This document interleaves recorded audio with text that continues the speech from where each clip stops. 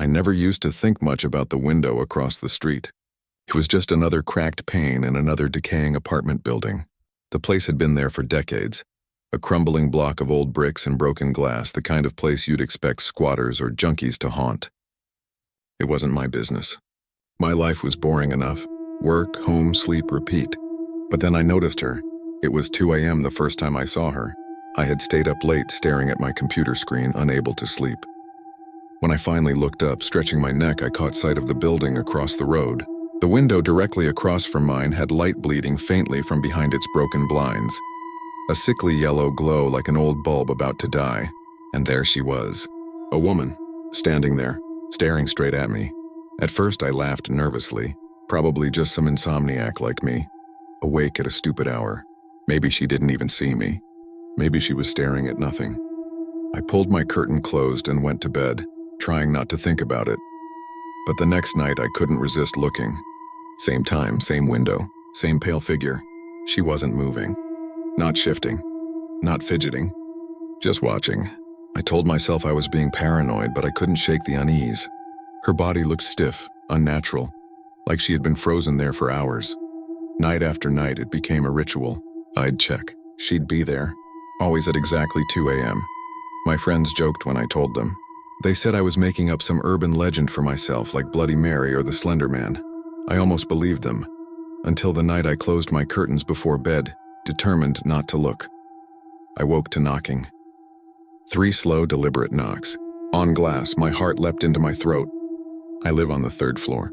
Nobody can reach my window from outside. I sat there in bed, shaking, staring at the closed curtains. The knocks came again, louder. I forced myself up, pulled the curtains apart. The window across the street was dark, empty, but pressed against my own glass inches from my face was her. The same woman. Her skin was white as chalk, lips stretched into a grin so wide it looked painful, and her eyes, oh God, her eyes, jet black, swallowing what little light there was. I screamed and stumbled backward, tripping over the chair, crashing to the floor. When I scrambled up again, she was gone. No trace of her. Not even a smudge on the glass. I barely slept after that. The next day I tried to convince myself it was a dream, a hallucination brought on by exhaustion. But that night at 2:15 the knocking returned. Always 3 knocks. Always slow, always deliberate. No matter how tightly I closed the curtains, I could feel her there, waiting. I stopped looking. I couldn't. Every instinct told me that if I acknowledged her again, if I met those eyes even once more, something would happen. Something I couldn't undo. So I taped the curtains shut, moved my bed to the other side of the room, and forced myself to sleep with music blaring to drown out the knocking. But the dreams came. I dreamed of her standing over me while I slept, her grin splitting wider and wider until her face tore. I dreamed of her crawling through my window, her fingers stretching impossibly long, nails scraping against my floor. I woke up gasping, drenched in sweat, clawing at my skin as though I could peel the dream off me. Then came the day I found footprints. Muddy, bare footprints on my wooden floor, leading from the window to my bed. They stopped right beside where I slept. I nearly vomited when I saw them. I scrubbed the floor until my hands bled, but the image of those prints burned into me. Proof. She had been inside. I begged my landlord to let me move to a different unit, but he laughed it off. You think I'm going to shuffle tenants around because you don't like your view? Come on. My friends stopped answering my calls. I had no one, just her. Always her. One night, desperate, I sat in the dark with my phone camera facing the window. I wanted proof, something, anything to convince myself I wasn't insane. At 2:15, the knocking started. My hands shook as I pressed record. Slowly, I pulled the curtain aside just an inch, the camera angled toward the glass. She was there, not outside, not across the street, inside. Standing behind me, reflected in the glass, my own pale, horrified face stared back, and over my shoulder loomed her figure, taller than she had any right to be, her grin stretching ear to ear. I dropped the phone and ran. I didn't stop to grab anything. I sprinted down the stairs out into the freezing night air, barefoot and shaking. I didn't look back until I reached the gas station 2 blocks away. When I finally checked my phone, the video was corrupted. Static. Just static. No reflection, no figure. Just my own ragged breathing. I never went back to that apartment. I left everything I owned behind. I moved across town into a place with no view of that building, no chance of seeing that window. But even here, even now at exactly 2:15 a.m., I hear it. 3 slow knocks on the glass, and sometimes, when I'm too afraid to check but too restless to sleep, I feel it. Her eyes on me, watching, waiting. When I was younger, apartments always creeped me out. Something about stacked living, thin walls, strangers separated by nothing but drywall. Every cough, every footstep, every whispered argument, you could hear it all if you paid attention. But when I landed my first job out of college, an apartment was all I could afford. The place wasn't bad, at least not on paper.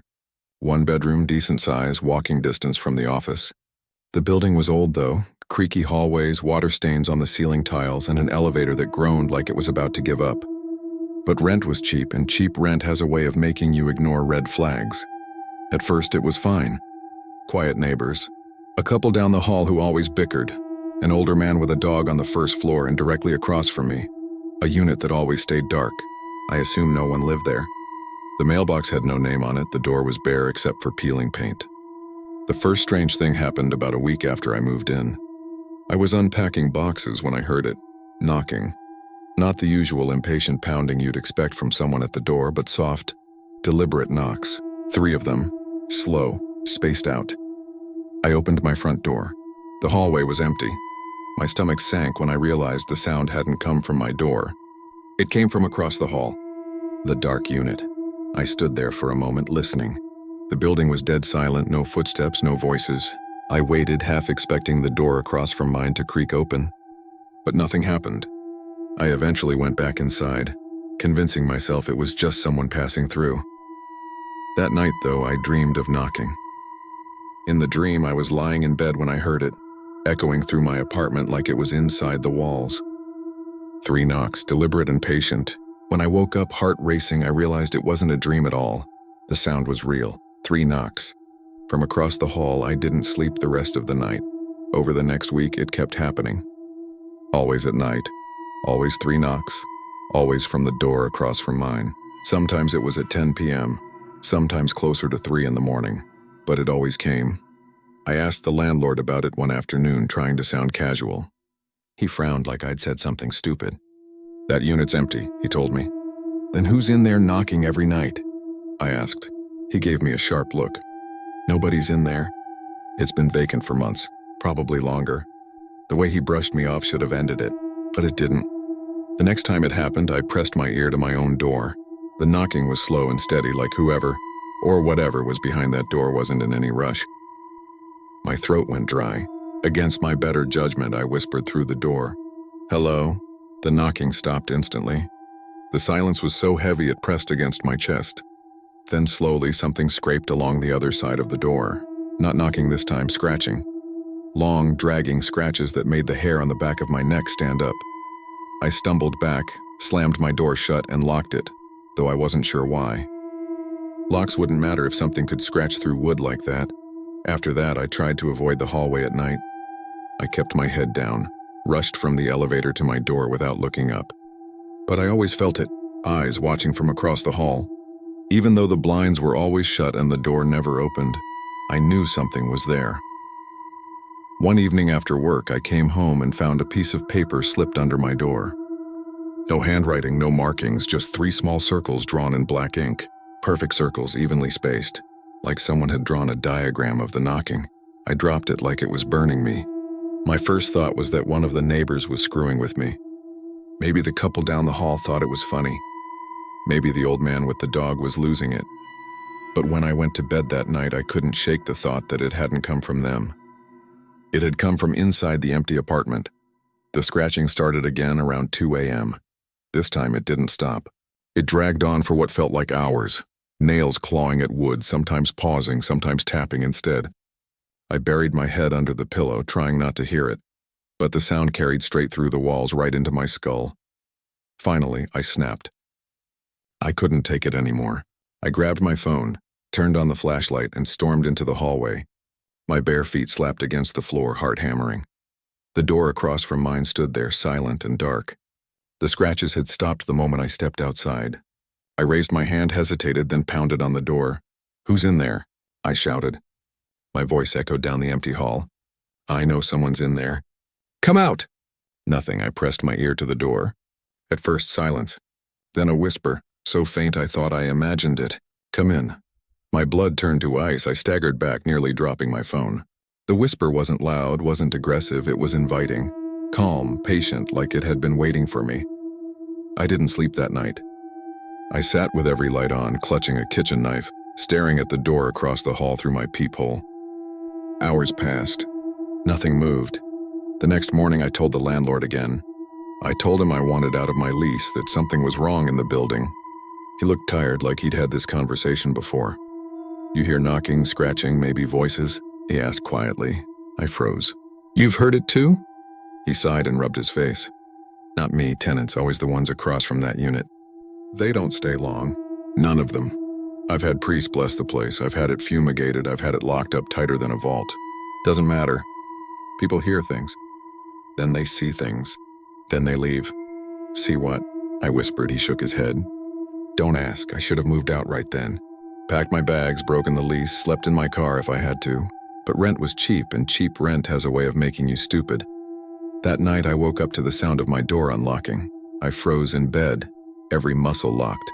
The soft click of the deadbolt turning, the creak of hinges. My door swung open. For a long time, nothing happened. Just the open doorway, darkness pressing in. Then I heard it. 3 soft knocks, but this time they weren't on the door across the hall. They were on my bedroom wall. I don't remember how I got the courage to move, but I slammed the door shut and locked it again, barricading it with a chair. I stayed awake until dawn, staring at the shadows that crawled across the floor. The next morning I called in sick and packed a bag. I didn't care about the lease anymore.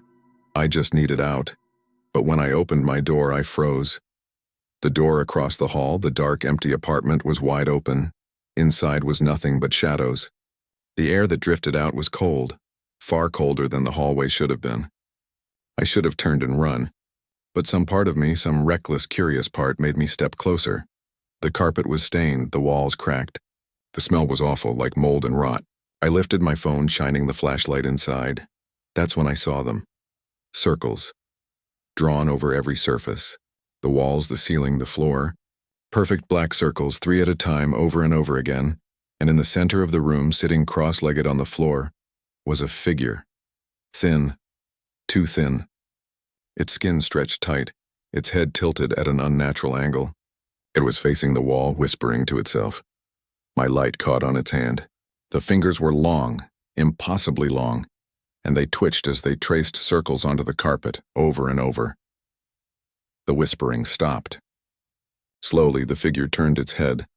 I didn't wait to see its face. I ran. I don't remember hitting the stairs, don't remember the street. I just remember running until my legs gave out, collapsing on the sidewalk blocks away. I never went back. I left everything, furniture, clothes, dishes. The landlord called me for weeks, demanding I pick up my stuff, threatening to sue. I didn't care. Sometimes late at night I still hear it. Soft and steady, 3 knocks in a row, and I can't tell if it's just in my head, or if it finally followed me.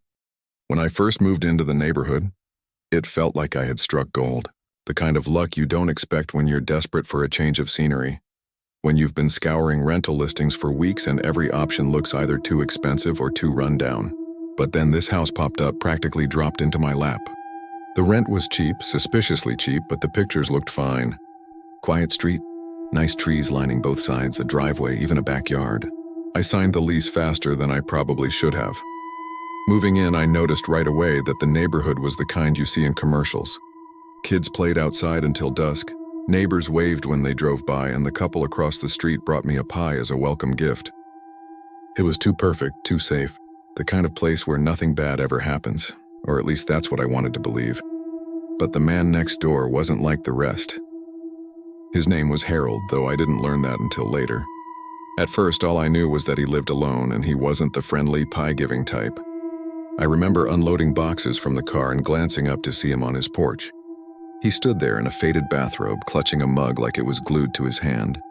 He didn't smile, didn't wave, didn't even nod. He just stared at me until I looked away. When I glanced back, he was gone. His house was different too. While the other homes had flowers in the front yard, trimmed hedges, kids' bikes left lying in the grass, Harold's looked abandoned. The lawn grew tall enough to hide the base of the mailbox. The blinds were always shut. I never saw anyone go in or out except him, and even then it was rare. At first I thought he was just antisocial.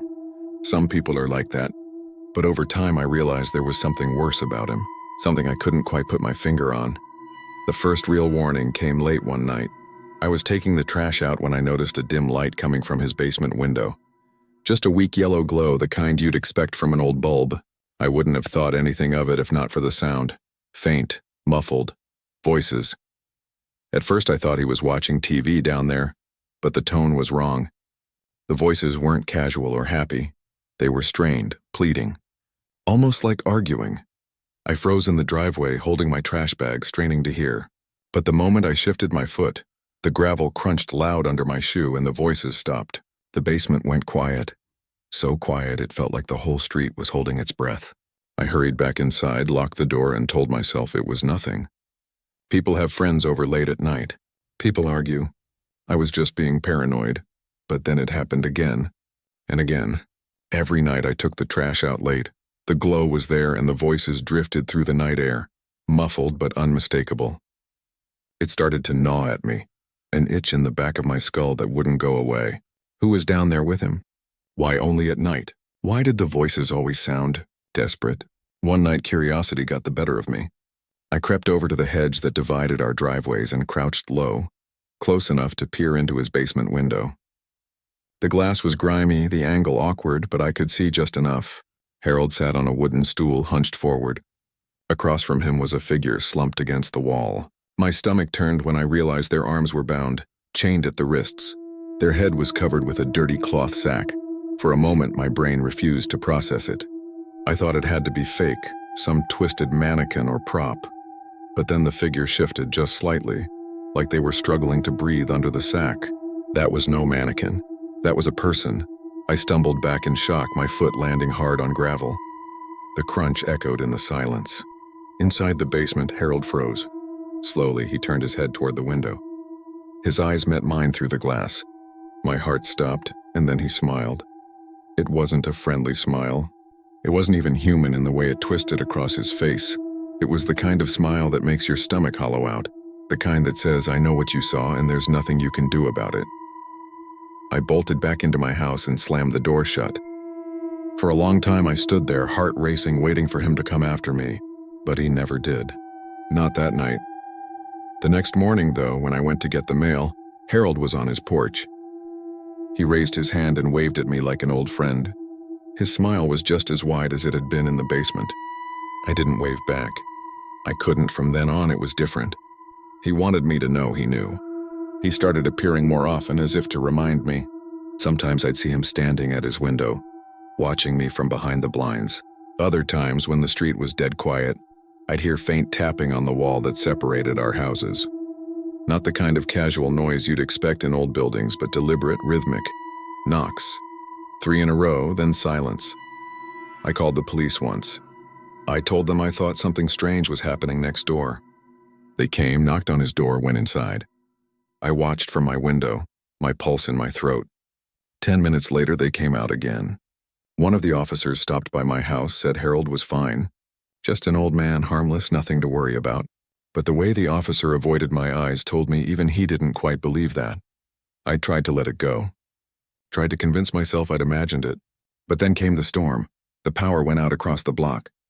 The street lamps died, every house went dark. I lit a candle and sat by my window, listening to the rain hammer the roof. That's when I noticed it. Harold's basement window still glowed. Even with the blackout, his light burned steady. I couldn't stop myself. My body moved before my brain could argue. I slipped out the back door, rain soaking through my clothes, and crept to the hedge. The basement window glowed brighter in the darkness, an unnatural spotlight. I crouched low, peered inside, and what I saw still makes my stomach twist. The figure I'd seen before was still there, chained to the wall, sack over their head, but now there was another one beside them. 2. Both slumped, barely moving. Harold paced in front of them, muttering to himself, words lost under the storm. And then one of the figures lifted their head. The sack slipped just enough for me to see the curve of a mouth. Their lips moved, forming a word that froze me to the bone. Help. My heart slammed against my chest. I opened my mouth, but no sound came out. My breath fogged against the glass. That's when Harold stopped pacing. He turned sharply, eyes cutting to the window like a knife. And for the third time, our eyes met. This time, he didn't smile. This time, he moved toward me. I scrambled back, nearly slipping in the mud, and ran harder than I've ever run in my life. I didn't stop until I was inside my house, doors locked, every light on. My pulse was so loud in my ears I could barely hear the storm outside. I waited for him to knock, to pound on my door, to break in, but he never came. The next morning I dragged myself outside, exhausted, half expecting to see police cars or crime scene tape. But there was nothing. Just Harold on his porch again, waving at me with that same expression that wasn't quite a smile, wasn't quite a threat. Since that night, things have only gotten worse. Sometimes I wake up to faint whispers drifting through my walls calling my name. Sometimes I hear the scratching of fingernails at my back door, soft but persistent. Once I found muddy footprints on my porch steps leading right up to the door before stopping. I haven't seen the figures again, but I know they're still there. Every night the glow flickers on in his basement. Every night I hear the voices, muffled and weak. And sometimes when I wake up in the dark, drenched in sweat, I swear the whispers aren't coming from his house anymore. I swear they're inside mine.